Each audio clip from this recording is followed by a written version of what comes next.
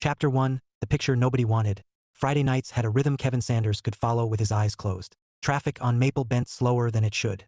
The radio always struggled to find a clear station halfway down Pine. And Becca always ran 5 minutes behind and somehow arrived in the passenger seat exactly when she meant to.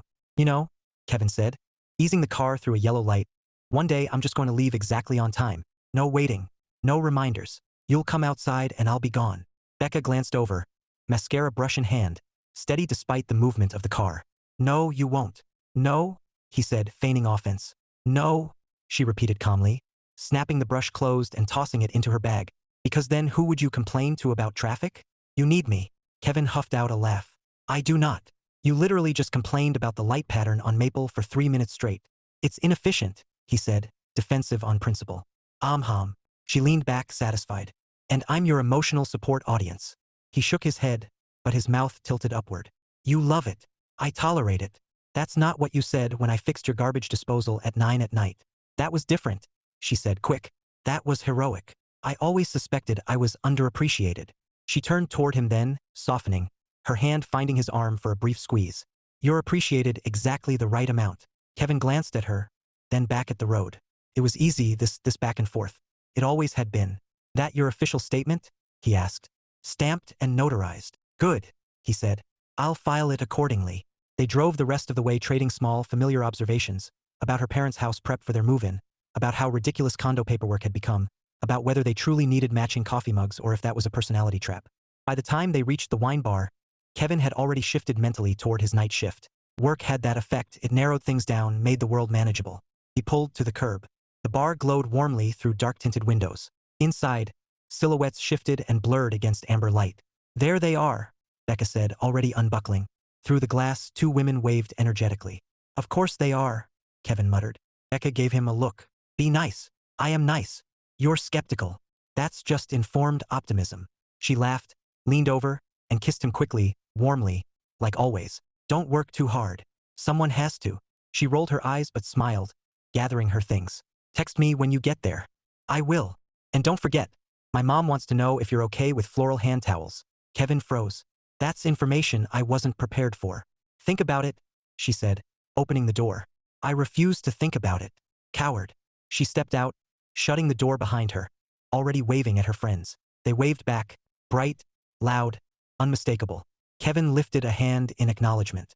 Then they disappeared inside. He waited a second, longer than necessary, then pulled back into traffic. His mind slid, as it always did, into work mode. Inventory lists, contractor schedules, that loose panel on the second floor that kept reappearing no matter how many times it was fixed. He was halfway down Pine when his hand brushed something smooth on the seat beside him. He glanced down. Becca's phone. Of course, he muttered. He checked the time. He could still make it if he turned around. Barely. Kevin exhaled. Steady. Then flipped the turn signal and eased into a U-turn. She'd definitely need this, he said to himself, as if justification required an audience. The bar was louder when he re-entered. Warm light, low music, overlapping voices. It took a moment for his eyes to adjust. He stepped in just far enough to scan the room. It took less time than he expected. Becca was toward the back. In a booth. Not just with her friends. With 3 men. Kevin didn't move. There was nothing overtly inappropriate. No obvious lines crossed, no exaggerated closeness. But something about it settled wrong immediately. Too relaxed. Too comfortable. One of the men leaned in toward Becca's friend, laughing.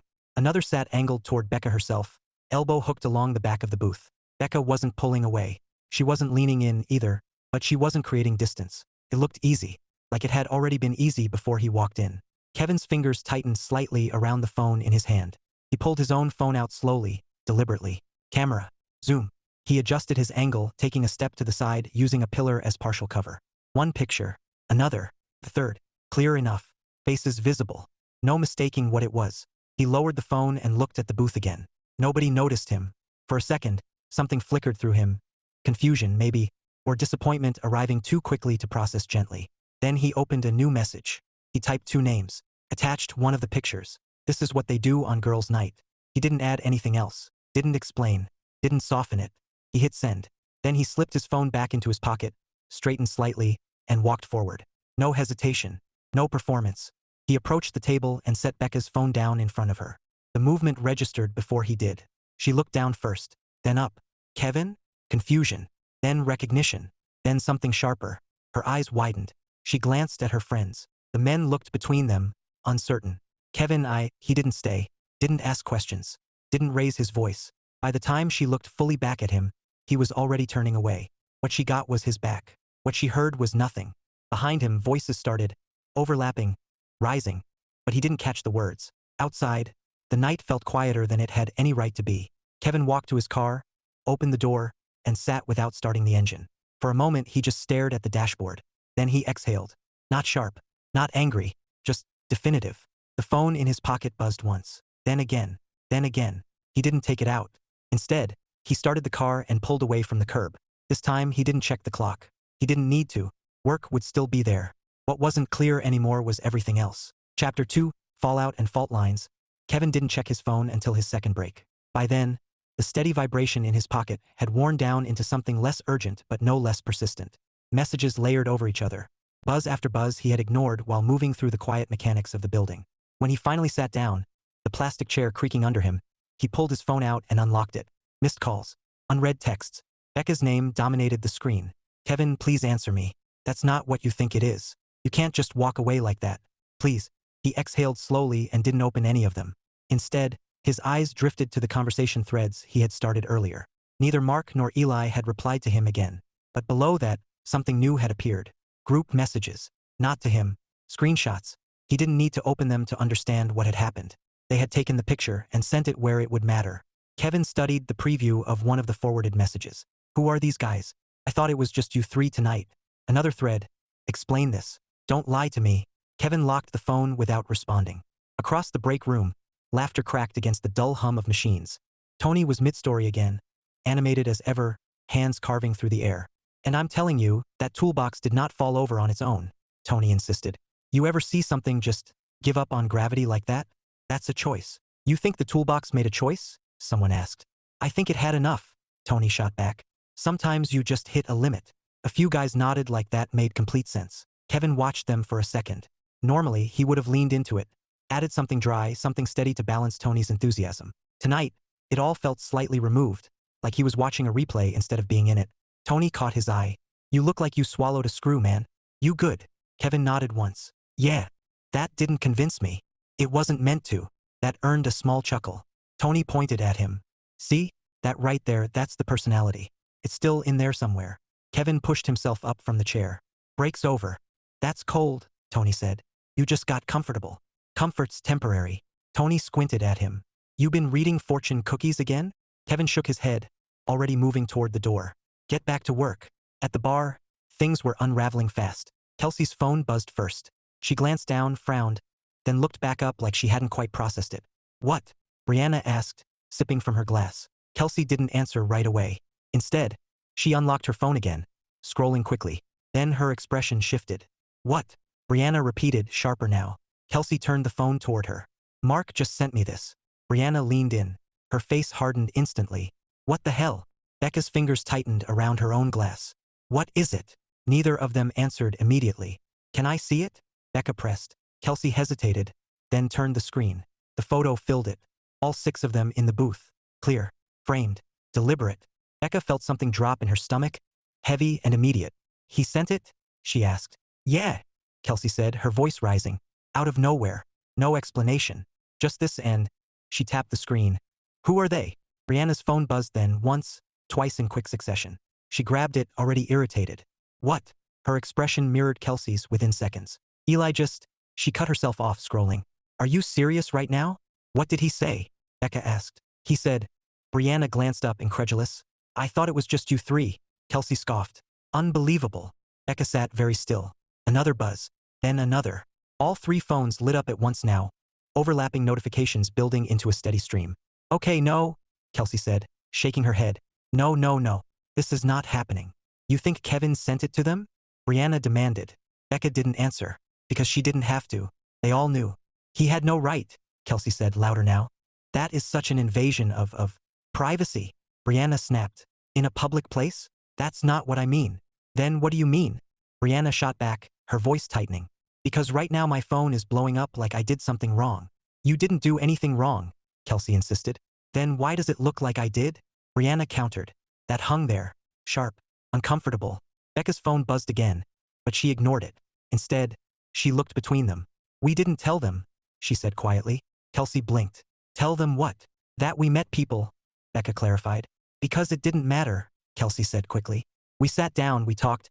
That's it. Brianna nodded, but there was a flicker of hesitation now. It wasn't a big deal. Becca glanced back at the photo on Kelsey's phone. It didn't look small.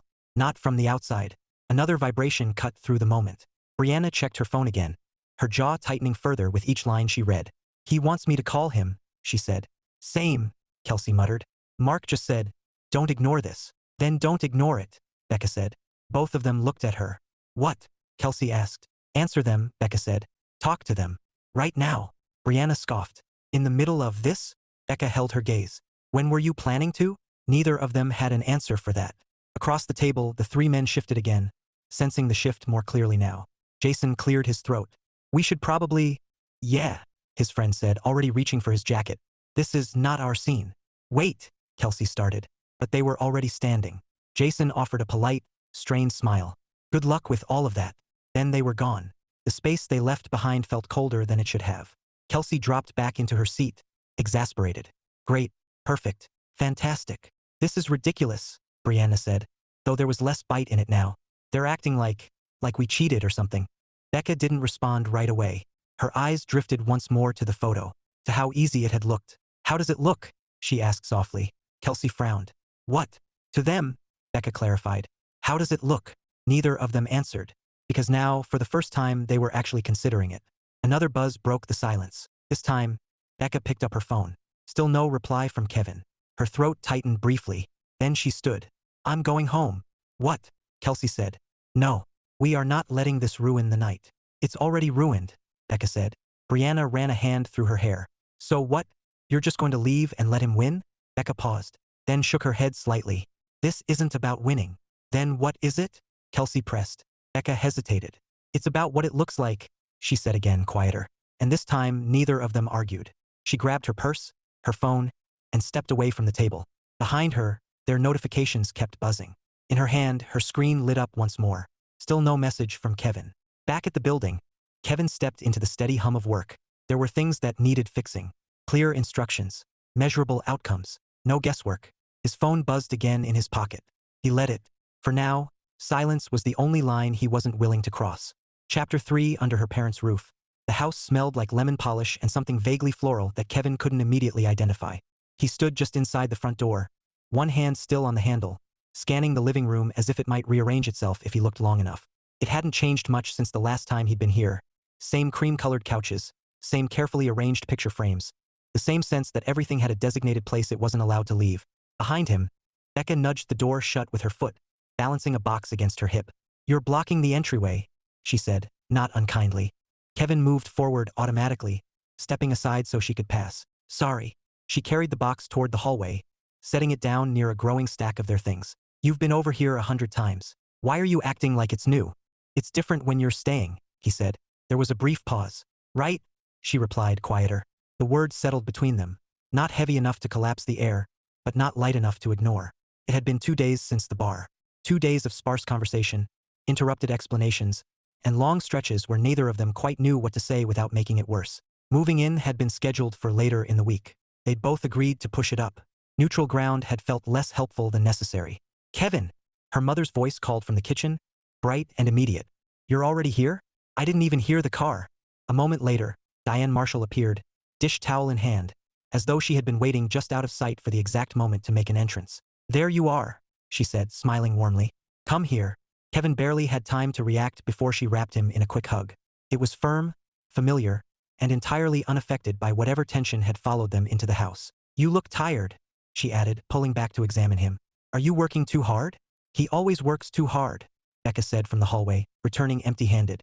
Kevin gave a small shrug. It's fine. Just busy. Well, you're not too busy to eat, Diane said, already turning back toward the kitchen. I made enough for an entire neighborhood, so you both are going to help me with that. That sounds like a threat, Kevin muttered. I heard that, Diane called back. Becca snorted softly, then glanced at Kevin. You'll survive. I'm not convinced. You'll survive, she repeated. He nodded once, though it was more habit than agreement. They moved through the motions of unpacking in quiet coordination. Boxes shifted from one room to another, small decisions made without discussion. Shoes went by the door. Jackets found a temporary space on a coat rack. The rhythm of it mimicked normalcy, even if it felt slightly offbeat. By the time Diane called them to dinner, Kevin had almost convinced himself things hadn't fundamentally shifted. Almost. Her father, Alan, was already seated at the table, reading glasses perched low on his nose as he scanned something on his tablet. "You made it," he said, glancing up. "Good. Sit down before your mother decides to serve dessert first." "I have never done that," Diane said, setting a bowl down with more energy than necessary. "You've threatened it," Alan countered. "Threats are not actions." Kevin sat, a faint smile slipping in despite himself. "I'll keep that distinction in mind." "You should," Alan said. "It's an important one." Becca slid into the chair beside Kevin, her knee brushing his briefly. The contact was light, familiar, but neither of them leaned into it. Dinner started easily enough, her parents filling the space with conversation about neighbors, house updates, the progress on the condo paperwork. "They said 2 months?" Diane asked, passing a dish across the table. "About that," Becca answered. "Maybe a little less if everything clears quickly." "That's exciting," Diane said. "Your own place, finally." Kevin nodded. "Yeah. So," Alan said, setting his tablet aside. "How's work?" "Same," Kevin replied. "Busy at night, quieter during the day." "That's ideal," Alan said. "Keeps you out of traffic." "It keeps me out of everything," Kevin said before he could stop himself.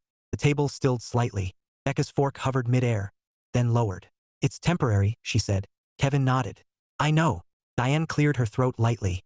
"Well, temporary is good. Temporary means you're moving forward." "Exactly," Becca said, but her voice didn't quite match the brightness of the word. A small silence followed.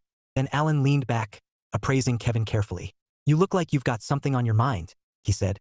Becca's posture tightened just enough for Kevin to notice. "I'm fine," Kevin replied. Alan didn't look convinced. "You're usually more vocal." "That's one word for it," Diane said. Kevin forced a small smile. "I'll come back to it." Alan nodded once, accepting the answer for now. "Fair enough." Dinner resumed, but the easy rhythm didn't fully return. The conversations drifted, dipping in and out of lighter topics, avoiding anything that might pull tension forward again. By the time they finished, Diane insisted on handling the dishes, waving them off toward the hallway. "Go," she said. "You have boxes to unpack and a life to organize." "That sounds aggressive," Kevin muttered under his breath. Becca caught it and smiled faintly. "It's motivational." They moved down the hall together, slower now. The guest room, now temporarily theirs, looked more crowded than he remembered. Their things were stacked carefully, but there was no disguising how temporary everything was meant to be. Becca closed the door behind them. For a moment, neither of them spoke. Then she turned toward him. "Are we going to talk?" she asked. Kevin sat on the edge of the bed, hands clasped loosely together. "We've talked," he said. "Not really." He exhaled, glancing toward the floor before meeting her eyes. "You told me it wasn't what it looked like." "Because it wasn't," she said, quick, almost reflexive. "Okay," he said. The calmness of it landed harder than an argument would have. Becca stepped closer. "You don't believe me." Kevin didn't rush to answer. "I believe that you didn't think it was a problem," he said finally. Her expression tightened. "That's not the same thing." "No," he agreed. "It's not." Another pause stretched between them. "I didn't do anything wrong," she said, softer now. Kevin nodded once. "Maybe not." "Maybe," she echoed. "But you put yourself in a situation where it could look like you did," he added. Her arms crossed, not defensively but protectively. "So what does that mean?" "It means," he said carefully, "that what we think we're doing isn't the only thing that matters." Becca studied him, searching for something. Anger, maybe, or certainty. "What do you want me to say?" she asked. "I don't know," Kevin admitted. That surprised her. "You don't know?" "I know what I saw," he said. "And I know it didn't sit right. Past that." He shook his head slightly. "I'm still figuring it out." Becca let out a slow breath, her shoulders lowering just a fraction. "They're my friends," she said after a moment. "I know. They didn't do anything either." "I didn't say they did." "But you don't trust them," she pressed. "No," Kevin said simply. The honesty didn't come with sharpness, but it didn't soften itself either. Becca looked down briefly, then back up. "So now what?" she asked. Kevin leaned back slightly, bracing his hands behind him. "Now," he said, "we figure out what this looks like going forward." She held his gaze. "Together." He hesitated, then nodded once. "Yeah," he said, but the word carried weight now, less automatic, more deliberate. Across the hall, Diane's voice rose faintly, calling out something about towels and where they should go. Becca let out a small, exhausted laugh. "We haven't even unpacked and she's assigning responsibilities." Kevin glanced toward the door, then back at her. "At least something's clear," he said. Becca smiled faintly, though it didn't fully reach her eyes. "Yeah," she said. For now, clarity was about the only thing they had. Chapter 4 Rules of Engagement. The conversation finally happened on a Tuesday night after dinner, when the house had gone quiet in the careful way houses do when several people are pretending not to listen. Kevin was already in the kitchen when Becca came in. He stood at the sink with a glass of water in his hand, staring out the dark window over the backyard as if there were something out there worth studying. The light above the stove cast a pale reflection back at him, turning the window into a mirror. Becca stopped in the doorway and folded her arms. "You've been avoiding me all evening," she said. Kevin took a sip of water, set the glass down and turned around. "No. I've just been waiting until we could talk without your parents hovering in the next room." "They're still in the next room. They're watching television," he said. "That's different." Becca walked farther in, but she didn't sit. She stayed standing near the table, like she didn't want to commit herself to the conversation any more than she had to. "Fine," she said. "Then talk." Kevin looked at her for a long moment, and what unsettled her was not anger. It was how calm he looked, how composed. He wasn't coming into this emotional. He had already thought it through. "That night at the bar," he said. "You keep saying you didn't do anything wrong." Her chin lifted slightly. "Because I didn't." He nodded once like he had expected that answer. "And that," he said, "is the problem." Becca frowned. "That doesn't even make sense." "It makes perfect sense." He pulled out a chair and sat, but his eyes never left her. "You think sitting in a booth with random guys at a bar while you're engaged is normal? Fine. That tells me everything I need to know." Her expression sharpened immediately. "We weren't sitting in a booth with random guys like it was some scandal. We met people. We talked." Kevin gave a short nod. "Exactly." She stared at him. "Exactly what?" "You still don't hear it." Becca let out a frustrated breath. "Kevin, you are acting like I cheated on you." "No," he said evenly.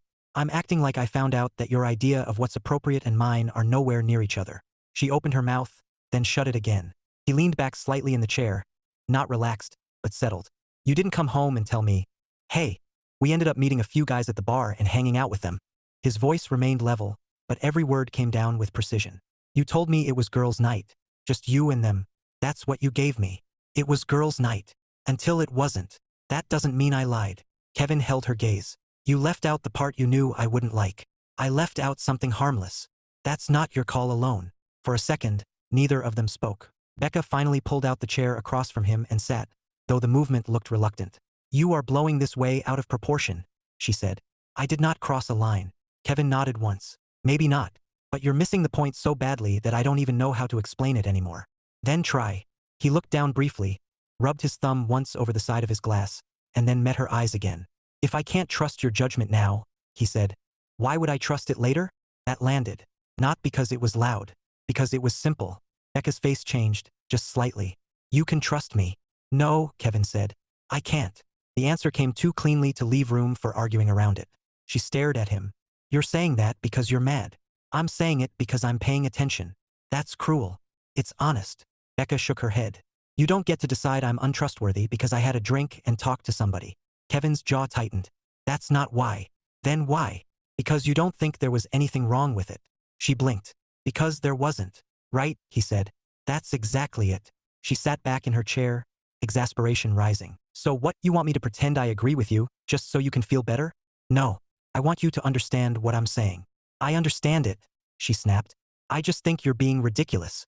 Kevin let that sit there for a moment. Then he nodded once, slowly. "Okay, then let's strip it down." He leaned forward, forearms resting on the table. "You're engaged. You go out at night with your friends. You meet men at a bar. You sit down with them, drink with them, laugh with them, spend the evening entertaining them. Then you come home and don't mention it." He paused. "And you genuinely don't think that's wrong?" Becca's cheeks flushed. "Entertaining them? That's a reach." "No, it isn't." "It is. We were just being social." Kevin's expression did not change. "You're engaged. So I'm not allowed to speak to men now?" "That's not what I said." "It's what you mean." "No," he said, sharper this time. "What I mean is there's a difference between existing in the world and choosing to spend your night hanging out with other men while I'm at work." Her brows drew together. "You make it sound dirty." "I make it sound exactly like what it was." "It wasn't like that." "Then what was it like?" She opened her mouth and answered immediately, almost defensively. "It was harmless." He sat back again. "There it is," he said quietly. "What?" "That word. Harmless." He shook his head once. "You keep trying to make this about whether you physically did anything. I'm not talking about that. I'm talking about respect, boundaries, loyalty. I am loyal to you." Kevin looked at her for a beat too long. "Loyalty isn't just what you do when I'm looking," he said. "It's what you do when I'm not. It's what you think is okay when nobody's there to check." She folded her arms again, almost as if she had to hold herself together physically now. I didn't betray you. You betrayed my trust. No, I didn't. Yes, you did. They stared at each other across the small kitchen table, and for a moment the rest of the house seemed to fall away entirely. Then Becca said, quieter. You're basing everything on one night. Kevin's laugh was brief and humorless. No, he said. I'm basing it on the fact that one night was enough to show me what all the others probably looked like. Her eyes widened. That's not fair. It doesn't need to be fair. It needs to be true. You don't know that every night was like that. No, he agreed. I don't. And that's the problem. He leaned forward again, voice lower now, but steadier than ever. I have no reason to believe I got the full truth before. I have no reason to think I'm getting it now. And even if you swear to me that nothing happened on any of those nights, it doesn't change the fact that it all started with lies. I did not lie. You did. Maybe not in the wording you want to use. But you lied in the way that matters. His eyes stayed fixed on hers. You gave me a version that kept me comfortable and left out the part that would have made me ask questions. Becca looked hurt now, but also angry at being hurt. So now what? She asked. You just assume the worst every time I leave the house? Kevin shook his head once. No, I don't assume. I decide what I'm willing to build a future on. And what does that mean? He didn't answer immediately. When he did, his voice had gone flat with certainty. It means I'm never going to trust you going out at night with those friends again. That sentence seemed to drain the room. Becca stared at him. You can't be serious. I am. You don't get to tell me who I can be friends with. I'm not. Then what are you doing? I'm telling you what this means for me. He sat back, shoulders square, expression set. You can be friends with whoever you want. But I'm not going to sit here waiting for one of those nights to turn into something worse while you keep telling me it's harmless. Her voice came out thin and sharp at once. So that's it? You're drawing a line because I went out with my friends. No, Kevin said. I'm drawing a line because you still think this is about one night. He let the silence drag just long enough for the point to settle. It's not, he said. It's about the fact that you don't see anything wrong with being engaged and spending your nights hanging around with random men at bars. If that's how you think now, why would I believe marriage changes it? Why would I believe a condo changes it? Why would I believe anything changes it? Becca's lips parted, but nothing came out. Because for the first time, he wasn't arguing over details. He was talking about character, about values, about what she believed was acceptable when no one was there to witness it. You're making me sound like someone I'm not, she said at last, but the conviction had thinned. Kevin looked at her steadily. No, he said. I think I'm finally seeing who you are when you don't think I'm watching. That one hurt. She looked away first. When she spoke again, her voice was smaller. So what? I have to choose. Kevin did not soften. Yes. She swallowed hard, blinking fast. Between you and my friends? Between this relationship, he said, and the version of your life that keeps leading you into things you think are fine and I think are completely unacceptable. The television laughed in the other room. A canned, cheerful burst of noise. It made the kitchen feel even crueler by contrast. Becca sat very still, her eyes lowered now, hands clenched in her lap. Kevin watched her for a moment, then stood and picked up his glass. At the doorway, he stopped. I'm not asking you to agree with me tonight, he said without turning around. But if you still think you did nothing wrong after all this, then you need to understand something. She looked up. He turned just enough for her to see his profile. I'm not going to marry someone whose loyalty depends on whether I happen to walk into the room. Then he left her there at the table, with the light too bright overhead and the truth finally said plainly enough that neither of them could pretend not to understand it. Chapter 5, The Night That Didn't Repeat. The next Friday arrived with a quiet kind of pressure. It wasn't spoken. Neither of them mentioned it outright. But it sat in the background of everything. The way Becca checked the time more often than usual. The way Kevin lingered in the living room longer than he needed to before getting ready for work. 7 days earlier, the routine had been automatic. Now it was a decision. Becca stood in front of the mirror in the guest room. One earring clasped, the other still sitting on the dresser. She had already changed outfits twice, nothing felt right. Too casual meant she didn't care. Too dressed up meant something else she didn't want to admit. From the doorway, Kevin watched her for a moment before speaking. You going out? The question was simple. Neutral. Too neutral. Becca didn't turn around immediately. They're meeting up. That wasn't an answer. Kevin nodded slightly, even though she couldn't see it. Okay. Silence stretched between them again. She reached for the other earring, then stopped, her fingers hovering above it like she wasn't entirely sure what she was doing. You don't have anything else to say? She asked, still facing the mirror. Kevin leaned against the doorframe. Do you want me to? Her expression tightened faintly in the reflection. You made it pretty clear where you stand. I did. And that's it. I'm not going to repeat myself every time you make a choice, he said. You heard me. Becca finally turned, earring still sitting untouched on the dresser. You're making this impossible, she said. I'm not the one who changed everything, he replied. That stung. She stepped toward him, arms dropping to her sides. I didn't change anything. You did. Kevin didn't react immediately. No, he said after a second. I noticed something that already existed. They held each other's gaze. The air felt tight again, but not as explosive as before. More focused, more concentrated. This is exactly what I'm talking about, she said. You've already decided what those nights meant. It doesn't matter what I say now. Kevin straightened slightly. You had your chance to explain it before I walked in. And I've explained it since. You've excused it, he corrected. Becca exhaled sharply, turning away from him and pacing once toward the bed. It wasn't wrong, she said, more to the room than to him now. You keep acting like it was something it wasn't. And you keep acting like the way you see it is the only way it exists, Kevin replied.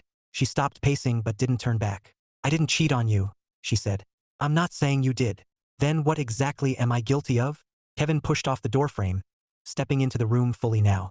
You're still trying to reduce this to that, he said. Like the only way something can be wrong is if it's the worst possible version of it. Becca turned sharply. Because that's what you're treating it like. No, he said firmly. I'm treating it like something that shows me how you think. What you think is okay. And right now, we're not even close. Her chest rose and fell a little faster, frustration finally breaking through the restraint she'd been holding onto all week. So what? You expect me to just cancel my plans? Sit here to prove a point. I expect you to decide what matters more, Kevin said.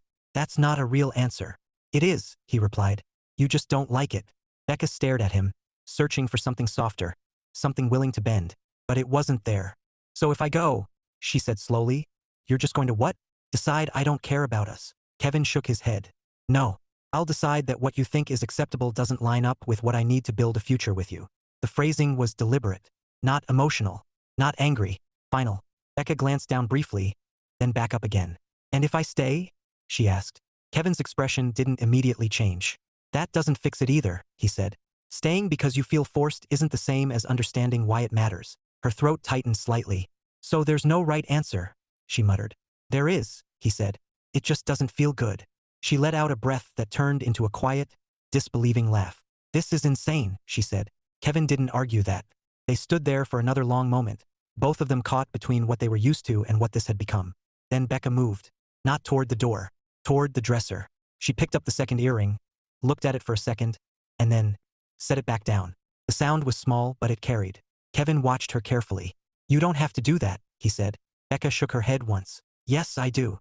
She turned to face him again, her expression different now. Not settled, not entirely certain, but quieter. More deliberate. If I walk out that door right now, she said, you're not going to believe anything I say after that. About any night. Ever. Kevin didn't respond. Because she was right.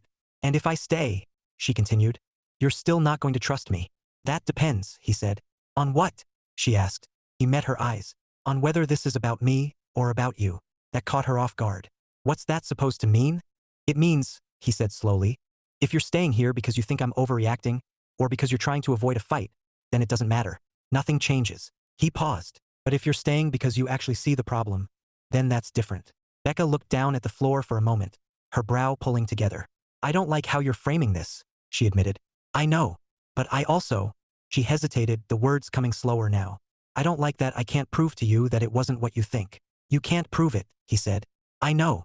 And that's not the point anyway. She looked back up.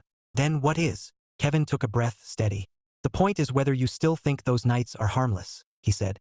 Becca didn't answer right away, because this time the answer actually mattered. Not as a defense, not as a reflex, as a choice. She crossed her arms loosely, not defensive now, just thinking. If I say yes, she said slowly, then you're right. Nothing changes. Kevin didn't interrupt. And if I say no, she trailed off, the implication hanging there. That's where it starts, he said. Starts? She repeated quietly, like she wasn't entirely sure she liked that word either. Yeah. Another silence followed, but this one wasn't sharp. It was uncertain, careful. Becca glanced at the phone sitting on the nightstand. It lit up briefly with a new message, one of her friends, no doubt asking where she was. She didn't pick it up. Instead, she looked back at Kevin. I'm not going tonight, she said. He studied her. Why? He asked. She didn't hesitate this time. Because I need to figure out why I didn't think it mattered, she said. That was the first answer that didn't sound defensive. Kevin nodded once. Okay. The simplicity of it almost threw her off. That's it? She asked. That's it. She let out a slow breath, something in her shoulders relaxing just slightly. Down the hall, her phone buzzed again. Ignored. For the first time in a while, The silence between them didn't feel like something breaking. It felt like something waiting. Not fixed. Not forgiven. But not repeating either. And for now, that was enough. Chapter 6, Cracks and Consequences. The quiet didn't last. Changed, though. Before, the silence between them had been sharp, cutting, reactive, filled with things neither of them wanted to say first. Now it was heavier, slower, less explosive, but more persistent. Like something that wasn't going away just because they stopped talking about it.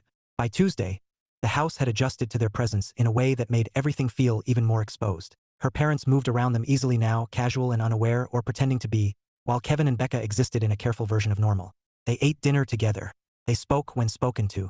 They avoided the edges of conversations that might pull them back into that kitchen. But the tension hadn't faded.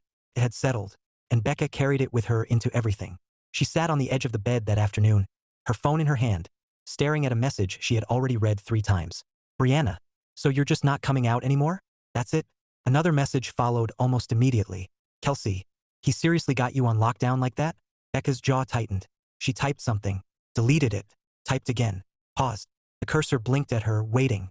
From the other room, she could hear Kevin moving around. Drawer opening, shutting, the quiet shuffle of someone getting ready for work. The normal rhythm of his day. The same rhythm she used to exist around without thinking. Now every sound reminded her of what had changed. Her phone buzzed again. Brianna, you didn't even defend us the other night. That one stung more than she expected. Becca exhaled and finally typed. Becca, this isn't about you. The response came fast. Kelsey, feels like it is. Becca stared at the words, then set the phone face down beside her. Because for the first time, she wasn't sure she could answer that honestly. Kevin stepped into the room a few minutes later, buttoning his shirt as he walked in. You okay? He asked. Becca glanced up at him, then past him, like she needed a second to decide how to answer. Yeah, she said. It wasn't convincing. Kevin didn't push immediately. He finished adjusting his sleeve, then leaned lightly against the dresser. Your friends still talking about it? He asked. Becca let out a quiet breath. Yeah. What are they saying? She hesitated. That I'm overreacting, she said finally. That I'm letting you make this bigger than it is. Kevin nodded once. No surprise there. And what do you think? He asked. Becca looked down at her hands. I think. She paused, searching for the right words. I think they see it the same way I used to. Used to? Kevin repeated. She looked up at him then. Something conflicted in her expression. I don't know what I think right now, she admitted. That was new. Kevin watched her closely, but his voice stayed even. That's better than deciding it didn't matter. She didn't respond right away. You still think I'm wrong, don't you? She asked. Kevin didn't dodge it. I think we see things differently, he said. That's not an answer. It is, he replied. Just not a simple one. Becca sighed, leaning forward and resting her elbows on her knees. They're acting like I just dropped them for no reason, she said. Like I'm letting you control my life. Kevin's expression shifted slightly, not defensive, but firm. That's not what this is. I know that, she said quickly. Then quieter. At least, I think I do. He let that sit for a moment before speaking again. You're not cutting them off, he said. You're deciding what you're okay being part of. They think it's the same thing. Kevin shrugged lightly. That's their perspective. Becca gave a short, humorless laugh. Of course it is. Another silence stretched between them, but this one didn't feel as brittle. It felt complicated. I didn't think it was a big deal, she said after a moment, her voice softer now. Any of it. Kevin nodded. I know. But now. She trailed off, shaking her head slightly. Now it's like I can't stop replaying it. How it looked. What it would look like if it was you instead of me. Kevin didn't interrupt. If I walked into a bar, she went on, and you were sitting there with a bunch of women I didn't know, laughing, drinking, just comfortable. She swallowed. I don't think I'd like that. That's what I tried to tell you, Kevin said. I know, she replied quietly. I just didn't hear it that way before. There it was. Not agreement, but movement. Kevin straightened slightly, pushing off the dresser. That matters, he said. Becca glanced up at him. It doesn't fix everything. No, he agreed. It doesn't. He moved toward the door, grabbing his jacket from the back of a chair. I've got to go in early tonight, he added. Becca frowned faintly. Something wrong. Just work, he said. Equipment issue. They need someone there. She nodded slowly. Okay. He hesitated for a second, then looked back at her. We're not done with this, he said. I know, but we're not stuck either. That caught her attention. What does that mean? She asked. It means this only goes one of two ways, Kevin said. Either we understand each other better than we did before, or we don't. And if we don't? Kevin held her gaze for a beat. Then everything we're planning doesn't make sense anymore. The words were steady, not threatening, but real. Becca felt that settle somewhere deeper than the argument had. Okay, she said quietly. Kevin nodded once, then headed for the door. Drive safe, she added automatically. He paused, glancing back at her with the faintest flicker of something softer. Always do, he said. Then he was gone. The house felt bigger after he left. Quieter. Becca picked her phone back up, staring at the messages again. At Brianna's frustration. At Kelsey's sarcasm. At the version of everything that had always felt easy before. Her thumb hovered over the screen. Then she typed, Becca, I'm not choosing him over you. I'm just trying to figure out what I'm okay with. She hit send before she could rethink it. The response didn't come right away. For once, she didn't wait. Instead, she set the phone down, leaned back against the headboard, and stared at the ceiling. Because Kevin was right about one thing. This wasn't about one night. And it wasn't about just stopping something. It was about deciding whether the way she'd been living still made sense for the future she said she wanted. For the first time, that question didn't have an easy answer. And that unsettled her more than anything he'd said. Chapter 7, The Choice That Matters. The shift finally came on a Thursday. Not because anything dramatic happened, but because something small did, and this time Becca didn't ignore it. Her phone buzzed while she was sitting at the kitchen table, halfway through a cup of coffee she hadn't been paying attention to. The house was quiet, her parents out running errands, Kevin asleep in the other room after working late. She glanced down at the notification. Kelsey, we're going out tonight. Don't start with your excuses again. Another message followed quickly. Brianna, seriously, Becca, this is getting ridiculous. Becca stared at the screen for a long moment, her thumb hovering but not moving. A week ago, she would have typed something back immediately, light, dismissive, reassuring. Something that kept everything easy. Now nothing felt easy. She picked up her phone slowly and opened the thread. Read it. Read it again. Then she typed, Becca, it's not an excuse. The replies came almost instantly. Kelsey, then what is it? Brianna, because from where we're sitting, it looks like you're letting him decide what you can and can't do. Becca leaned back in the chair, exhaling slowly through her nose. It's not that, she muttered, though there was no one there to hear it. Her fingers began moving again, slower this time. Becca, he's not deciding. I am. There was a longer pause before the next response. Kelsey, that doesn't sound like you. That landed harder than she expected. Not because it was wrong, because it was exactly what she had been struggling with. Becca stared at the message, something tightening in her chest. Not guilt exactly, but a recognition she couldn't avoid anymore. Maybe it didn't sound like her. Maybe that was the problem. Kevin woke up mid-afternoon, the low buzz of distant conversation pulling him out of sleep. At first, he thought the television was on. Then he realized the voice was clearer than that. Closer. He sat up slowly, running a hand over his face as the pieces of awareness settled in. Becca, on the phone. And she sounded different. Because you're not hearing me? She was saying, her voice tighter than he'd heard it in days. Quietly, Kevin stood and stepped toward the partially open door. He didn't intend to listen in. But he didn't walk away either. You keep saying it's not a big deal, Becca continued somewhere down the hallway.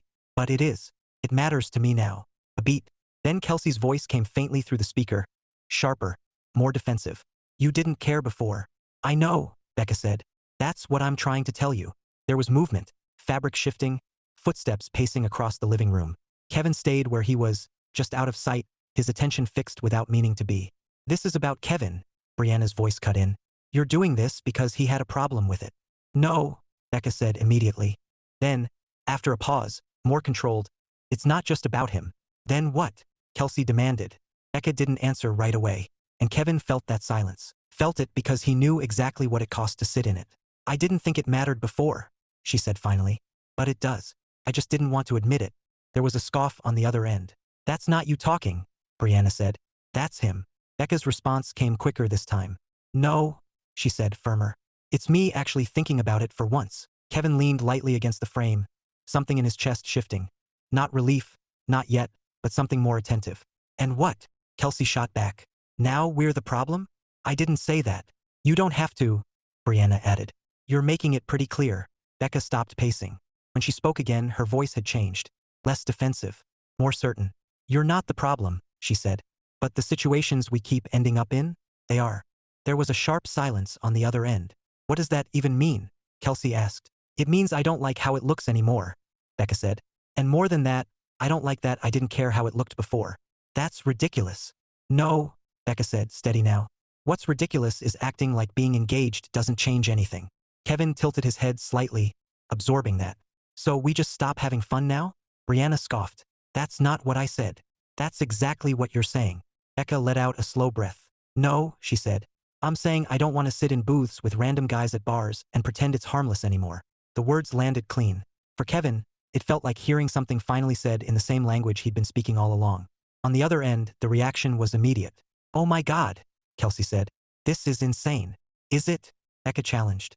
"Yes," Brianna jumped in. "You've done that 100 times and it's never been an issue." "It should have been," Becca said quietly. That stopped them. Completely. "You don't mean that," Kelsey said after a second. But there was less certainty in it now. "I do," Becca said. Kevin crossed his arms loosely, not moving from where he stood. Because now he wasn't listening to confirm anything. He was listening to understand. "You're throwing this away," Brianna said, her tone sharpening again. "For what? So you can sit at home and play house?" Becca shook her head, even though they couldn't see it. "I'm not throwing anything away," she said. "I'm deciding what I'm okay with being part of." "That's the same thing," Kelsey muttered. "No," Becca replied. "It's not. You just don't like the direction it's going." Another silence followed. Then Brianna spoke, colder now. "So what happens when he decides something else isn't okay?" she asked. "You going to just keep changing for him?" Becca straightened slightly. "That's not what this is," she said. "Then what is it?" This time, Becca didn't hesitate. "It's me realizing that I don't want a relationship where I have to explain why something looks wrong," she said. "I want one where I don't put myself in that position in the first place." Kevin's focus sharpened. Because that was different. That wasn't about him. That wasn't about defending herself. That was her. "What happened to you?" Kelsey asked, quieter now. Becca paused, then answered honestly. "I started thinking about what happens if I don't change anything," she said. "And I didn't like the answer." The line went quiet. No argument immediately. No pushback strong enough to interrupt that. Finally, Brianna spoke again, softer but edged. "So what? You're just done going out with us?" Becca shook her head once. "No," she said. "But I'm done pretending those nights are harmless." That was the line. The real one. Kevin knew it the second she said it. On the other end, neither of them answered right away. And for the first time, Becca didn't rush to fill the silence. She let it sit. She let them sit with it. Then she spoke one last time. "I'm not choosing between you and him," she said. "I'm choosing what kind of person I want to be in this relationship." No one had a quick response to that. After a few seconds, the call ended. Becca lowered her phone slowly, her shoulders rising and falling with a deeper breath than any she'd taken in days. Only then did she notice Kevin standing in the hallway. He hadn't moved, hadn't interrupted, just listened. For a second, neither of them spoke. Then Becca said, quietly, "How much of that did you hear?" Kevin didn't pretend otherwise. "Enough." She nodded once, absorbing that. There was no immediate relief in her expression. No expectation that everything was suddenly resolved. Just a shift. "I wasn't doing that for you," she said. "I know," Kevin replied. That mattered more than anything else he could have said. They stood there for a moment, the distance between them still present, but no longer as rigid. Not gone, but different. "What happens now?" Becca asked. Kevin considered that carefully. "Now," he said slowly, "we see if what you just said holds when it's not a conversation." Becca nodded. That was fair. Because words were easy. It was everything after that mattered. And for the first time since that night, it didn't feel like they were standing on opposite sides of something. It felt like they were finally looking at the same thing, even if they hadn't figured out exactly what to do with it yet. Chapter 8, Terms Accepted, but Not Settled. The condo finally closed on a Monday. No celebration, no champagne, no big moment to mark it as the milestone it was supposed to be. Instead, Kevin stood in the empty living room that afternoon with a set of keys in his hand and a silence that felt strangely familiar. "It's smaller than I thought," Becca said from behind him. He turned slightly. "You said that about the pictures too." "I know." She stepped further in, heels clicking softly against the bare floor. "It just feels different without anything in it." Kevin nodded. "That'll change." Everything changes, he thought. The question was whether it changed for the right reasons. Becca walked past him, drifting through the space like she was trying to picture a version of their life that hadn't quite settled yet. She paused near the window, looking out over the street below. "It's a good view," she said. "It is." He stayed where he was, didn't follow her, didn't close the distance. Not because he didn't want to, but because something in him hadn't shifted enough to make it natural again. Becca noticed. Of course she did. She turned back toward him, studying him in the quiet way she'd been doing more often lately. "You're still here," she said carefully. Kevin gave a small nod. "Yeah. That didn't come out right," she added quickly. "I mean, you're physically here, but..." She didn't finish the sentence. She didn't need to. Kevin understood it anyway. "You're asking if I've moved forward," he said. Becca let out a slow breath. "Something like that." He took a few steps into the room, closing part of the distance but not all of it. "I haven't moved past it," he said honestly. Her shoulders lowered slightly, not surprised but not relieved either. That's what I was worried about, she admitted. I told you it wouldn't be quick. I know. They stood there, the unfinished future of the room stretching out around them, echoing every word. Becca folded her arms loosely, not defensive, just trying to hold on to something solid. I meant what I said, she said. About everything. Kevin nodded. I know. I haven't gone out with them. I know that too. She hesitated, then stepped closer. That matters, right? She asked. Kevin looked at her, really looked this time. Not at what she was saying, but at how she was saying it. It does, he said. But not the way you think. Her brow tightened slightly. What does that mean? It means I see the effort, he said. And I respect it. And? She pressed. And effort isn't the same as understanding, he replied. That one hit differently than the rest. Not because it was harsher, but because it was quieter. More settled. Becca's expression shifted. Something unsettled moving through it. You think I don't understand? She asked. I think you're still figuring it out, Kevin said. That's not the same thing. No, he agreed. It's not. She exhaled slowly, glancing around the room again like she needed space to process what he'd just said. I told them, she said. Everything. I heard some of it. Her eyes flicked back to him. And it mattered that you said it without me pushing you, Kevin admitted. Becca nodded faintly, like she had expected that. But, she said. Kevin's mouth tilted slightly. You're learning the pattern. Just say it, she said. He didn't hesitate. But it doesn't undo the fact that I believed something about you before, and now I'm not sure it was real. That landed. Fully. Becca swallowed, her arms tightening slightly before she forced them to relax again. So what am I supposed to do with that? She asked quietly. Kevin didn't give her an easy answer. You don't fix it in one conversation, he said. Or by skipping a few nights out. You fix it over time. Or you don't. And you'll just wait? She asked. He considered that. No, he said finally. I'll watch. She stared at him. That doesn't sound better. It's honest. Silence slipped between them again. Not sharp, not explosive. Just present. Becca walked toward the wall, tracing her fingers lightly over the surface like she was mapping out where things would go. Couch over there, she said absently. TV probably across from it. Kevin followed her line of sight. Makes sense. She nodded, then dropped her hand, the moment of distraction fading as quickly as it came. This was supposed to feel different, she said. Yeah, Kevin agreed. We were supposed to be excited, she added. We are, he said after a pause. She turned toward him. Are we? Kevin met her gaze. I am, he said. About this. He gestured lightly around the room. About building something. Becca waited. But? She asked. But I'm not pretending everything behind it is settled, he said. She nodded slowly. That's fair, she admitted. Another silence. Then softer. I'm not that person, she said. Kevin didn't respond immediately. Not the one you think I am now, she clarified. He studied her for a long second. I don't think you're a bad person, he said. That's not what I mean. I know, he said. You're saying you're not the version of yourself that made me question things. Yes. He considered it. You might not be anymore, he said. But you were. That truth didn't leave room for denial. Becca closed her eyes briefly, then opened them again. I didn't see it before, she said. I know.